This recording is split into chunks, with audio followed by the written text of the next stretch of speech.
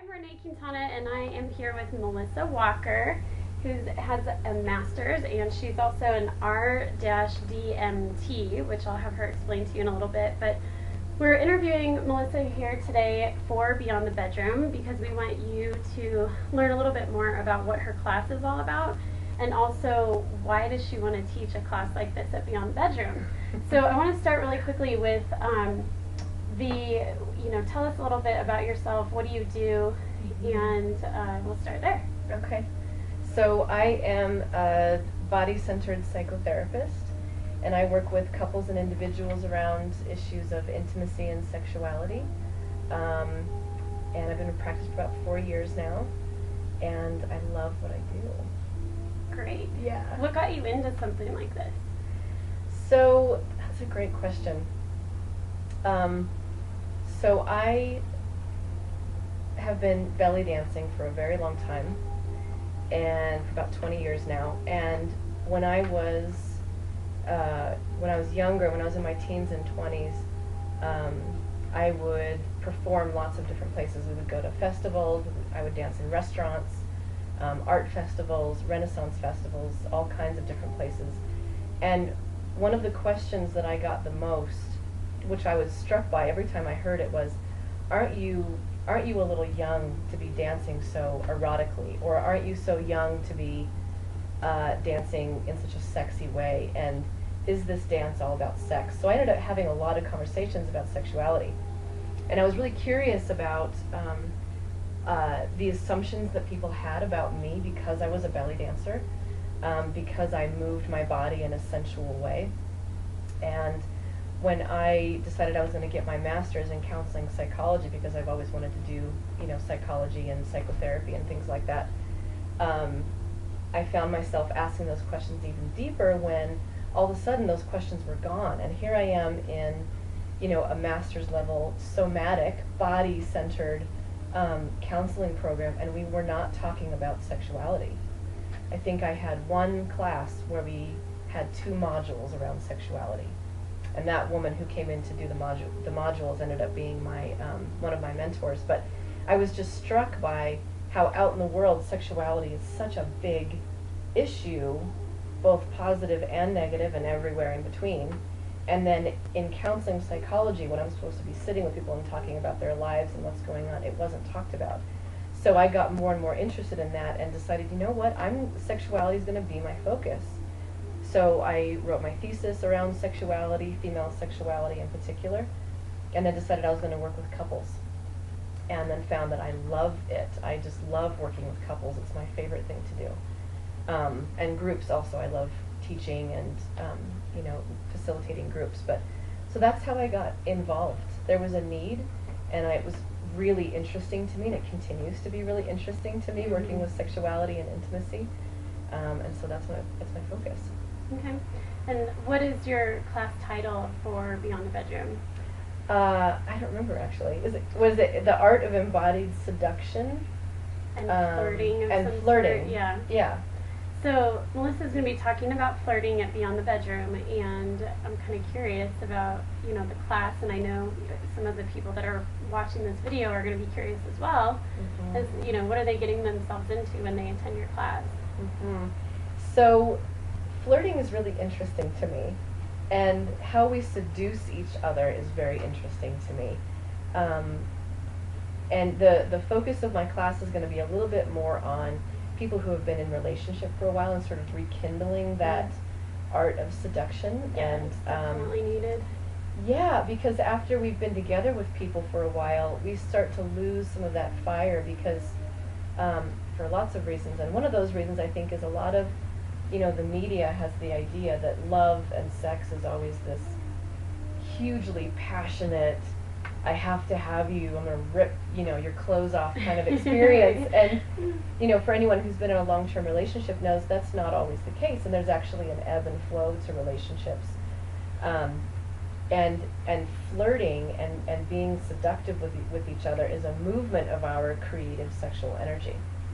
And so what I want to do is sort of build a framework around what can that look like, what can that feel like, what turns us on, how can we activate that within ourselves.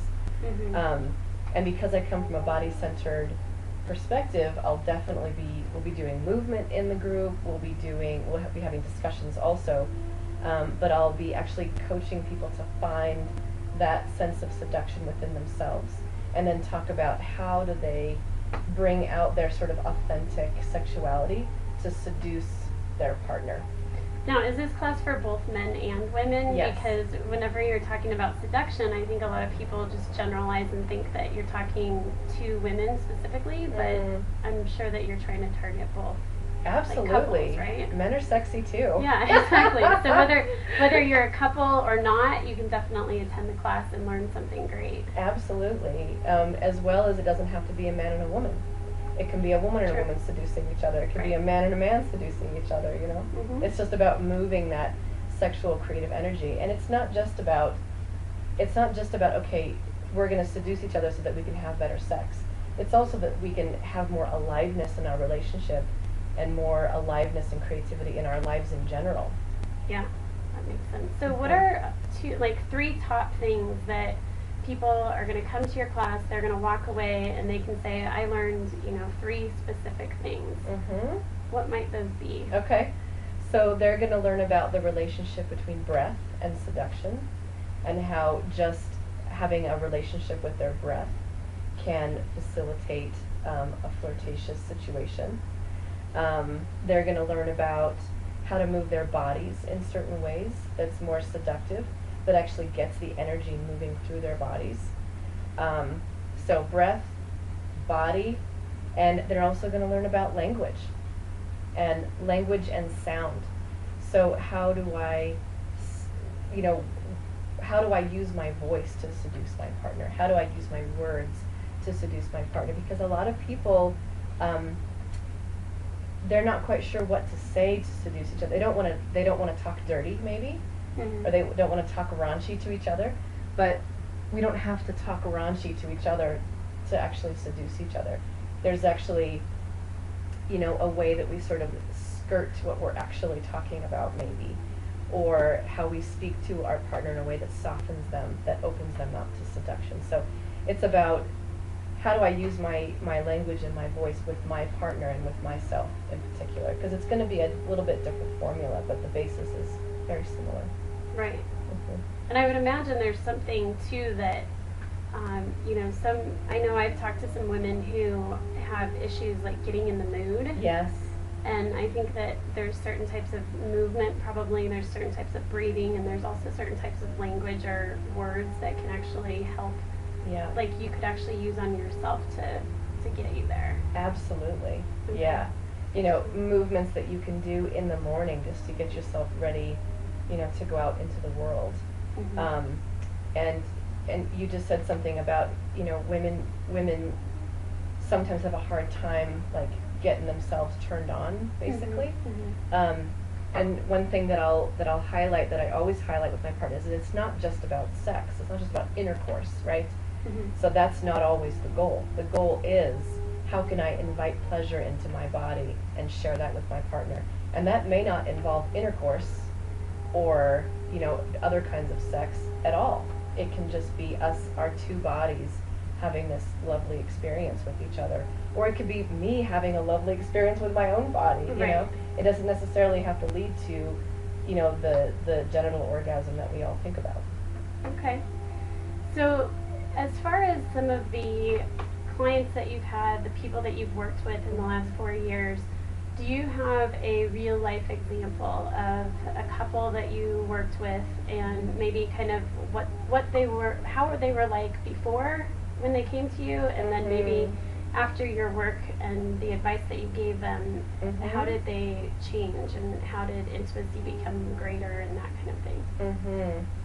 That's a great question, and I think I'll speak in terms of themes, just for client confidentiality. Yeah. So one of the biggest themes that I get in my practice is where one partner wants sex a lot more than the other. Desire discrepancy is by far the most the biggest theme that I see with my clients. Mm.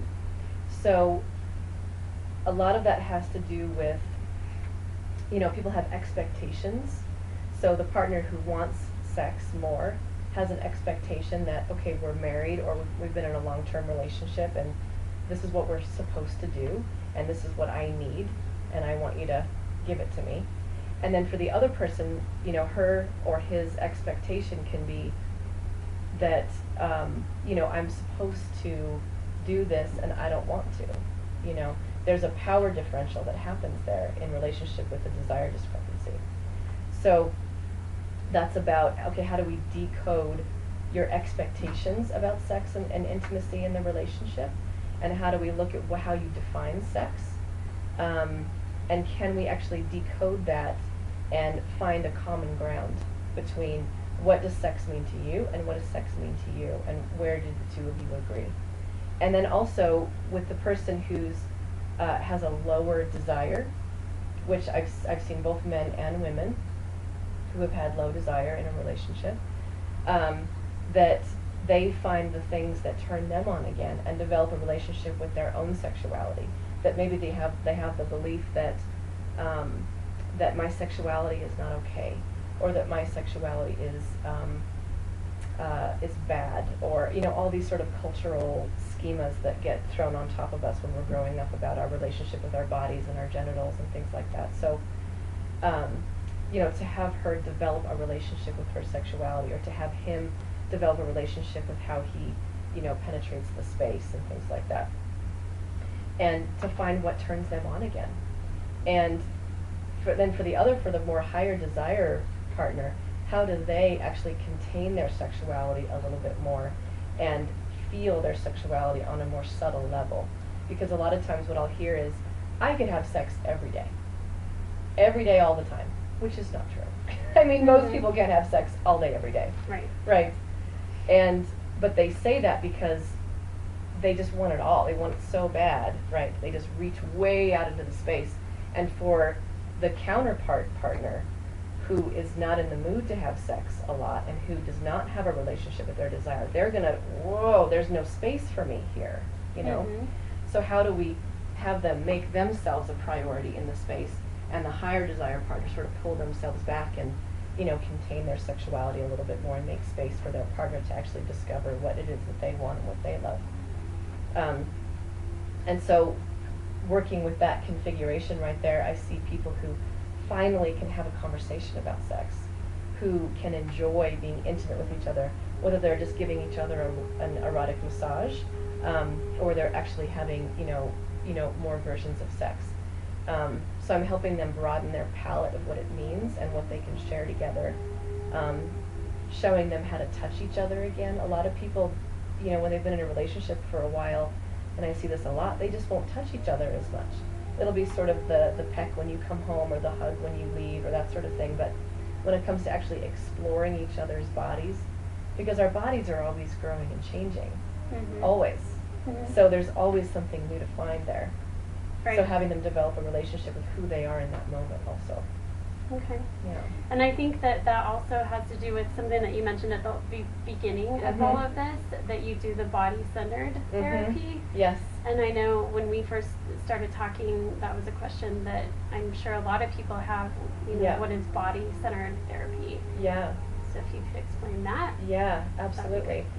So body-centered therapy is basically, we all have a body, and our body is not separate from our brain. It's hooked in, our brain is hooked into our body through our nervous system, and that nervous system runs through our whole body, and we pick up information from the environment, and that lands itself in the individual blueprint that we have about sexuality, about intimacy, about our relationship with our bodies.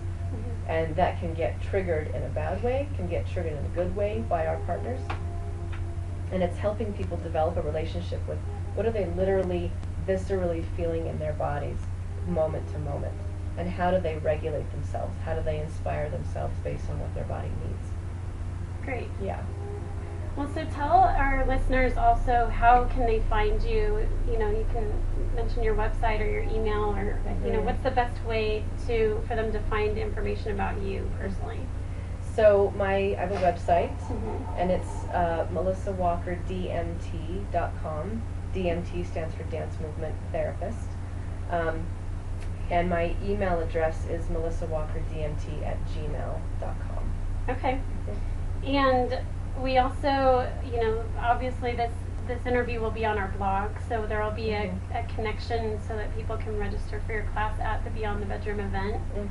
And you're planning on being at the event all weekend. I am going to be at the event all weekend. So we're looking forward to meeting with you, and I'm sure, people have questions for you or whatever. I'm sure that you would be more than happy to answer those. Absolutely. Yep. At the event. I would love to. Well, great, Melissa. Thank you so much for taking a little bit of your time to, share what you're going to do. Yeah, great. Thanks, Awesome. Renee. You're welcome.